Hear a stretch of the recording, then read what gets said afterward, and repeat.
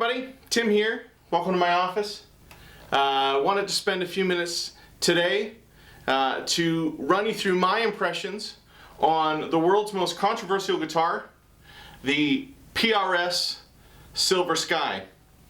My angle on this is I am a full-time worship musician. I use this as a tool for my job in a very specific context. I mean, a lot of people watching this might play different styles of music than I do. I dabble in rock and I dabble in country and I dabble in the blues, but on a week in and week out basis, I use this at my church, playing the worship music that people would expect from Bethel and Hillsong and Elevation.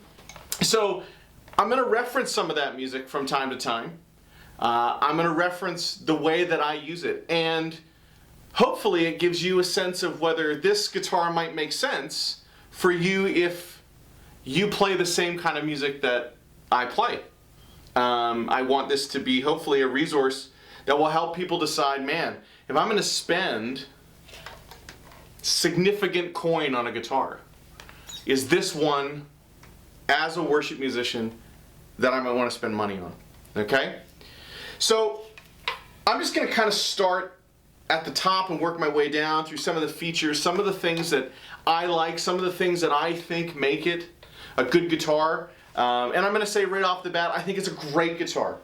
I have owned probably 10 higher end electric guitars in the Strat style in my life. I've owned several Fenders. I have a custom shop Fender right now. I have recently owned a Sir Antique Classic, and my first really great guitar was an Anderson Classic. So I've been on the hunt for a great Strat style guitar most of my guitar playing life. It was the first I bought. My first really good guitar was an American Standard Stratocaster. And ever since then, I've tried to make Strats work for me, and have had a bit of a love-hate relationship. There are some sounds with them I just love, and there are some sounds and some frequencies that for me are disconcerting from time to time. They're difficult to deal with. And so I've always been swapping pickups and trying different necks and trying to make this style of guitar, as much as I like it, work for me. And what I found in the Silver Sky was a guitar that I don't feel like I need to change anything on. I feel like right now it's great the way it is. And so let me tell you what I think is great about it. So let's start up here at the neck. Let's talk about the tuning pegs a little bit.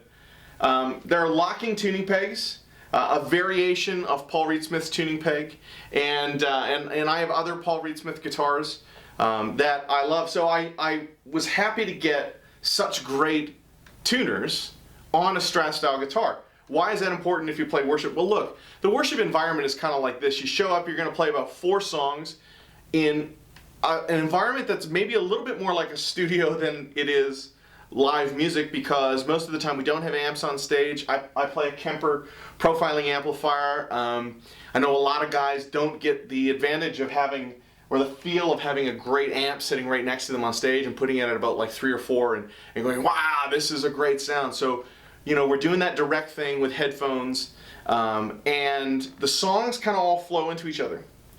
So the tuning pegs to me make a huge difference, because I don't want to spend time in the middle of songs retuning my guitar. I don't want to have to do that.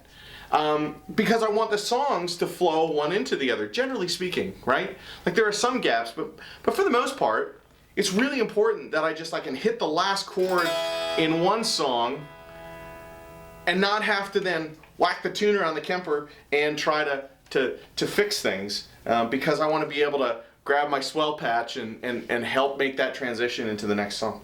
So that's really important. The headstock, look, I'm not even going to bother to address the headstock. Either you like the headstock or you don't. It doesn't bother me at all. Doesn't bother me one bit. I think it looks cool, and it's aesthetically appropriate for the guitar. Okay? Let's keep going, because lots of people have had something to say about the neck. Especially the radius of the neck. It is a 7.25, which is like a vintage Fender. So again, I said I've got over in the corner a custom shop Stratocaster that also has a 7.25 inch radius. And I've got sitting here on the wall a PRS DGT, which is a 10 inch radius. It's much flatter. I don't have any problem moving between any of these three guitars, despite the fact that they have different radiuses and different frets. The custom shop Strat is tough because the frets are really, really small, like a vintage Fender would be. And I find that difficult. Way more difficult than moving between 7.25 and 10 inches in the radius. So that's kind of a non-issue for me. The neck shape is really comfortable, a little fatter than a typical Strat style guitar. It's not as big as the Custom Shop 66 that I have. That's a little girthier, but it is bigger than an American Professional, which I owned for a little while. So somewhere in between there, really, really comfortable. I guess for the average person, this guitar will work out just fine. Okay, let's keep going. Pickups. I love these pickups. I said before, I've tried a lot of different pickups, and whatever they've done to these, what do they call them? Oh yeah, 635s, which is like the neck shape and the pickup are both sort of, Paul Reed Smith loves numbers for whatever reason. He's just a numbers guy. And 635 is like, they took John Mayer's 63 and his 64 and they kind of landed in the middle. And whatever they did was great. I heard John say on a live cast one time that one of the things that they did with these pickups was make sure that for John, he starts all of his vintage guitars with the tones on 5. That's just where he starts. That's as bright as he wants them to be. And one of the problems I've had with Strats over time is squirrely frequencies. Just these weird high end things going on, especially with the neck pickup and the bridge pickup, that they just bother me. Yeah, that doesn't bother me at all on this guitar. Not one bit do I have a problem with that. So whatever they've done with these to kind of get them where they are, John's ear on the pickups, whatever, I really like them. And I think what's cool, again, let's look at this from the worship perspective.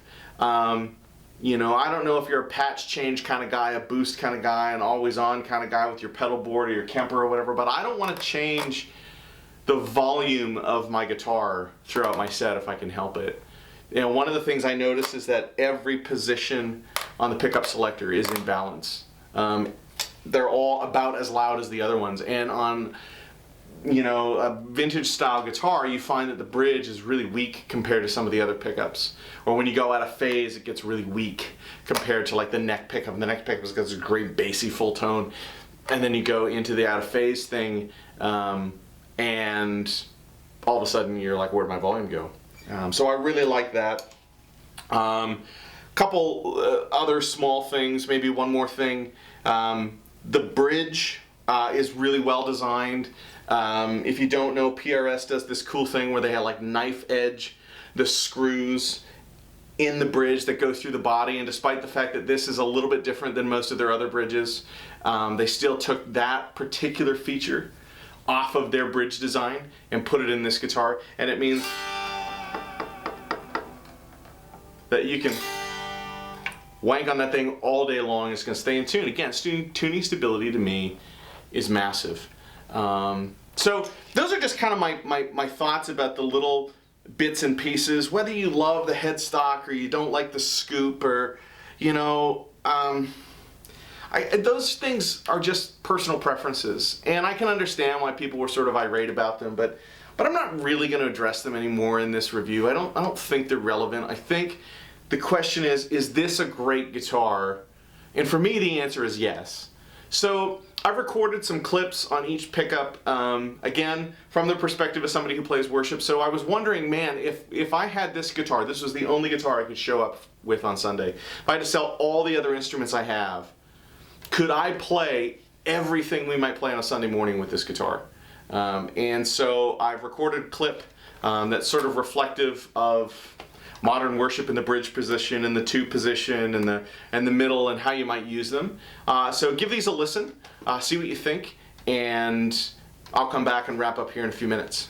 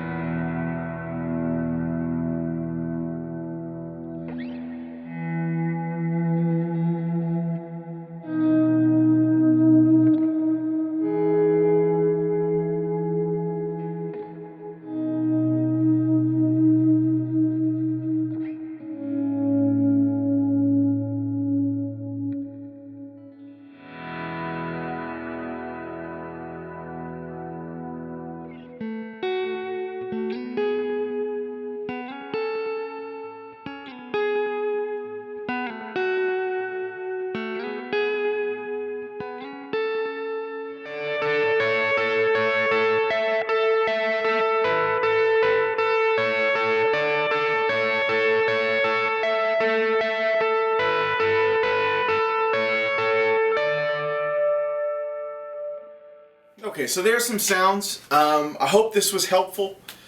I don't claim to be the world's greatest guitar player, but what I was hoping you would get from that is to see that the Silver Sky really could be that one guitar.